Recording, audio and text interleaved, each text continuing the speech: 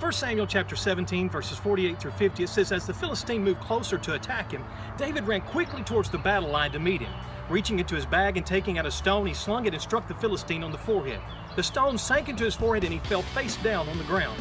So David triumphed over the Philistine with a sling and a stone. Without a sword in his hand, he struck down the Philistine and killed him.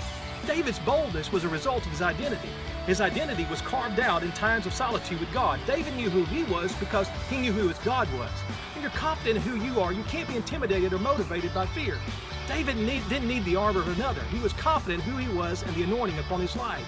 He could speak to the enemy with authority and run towards the battle line because he knew who he was and the God who stood with him.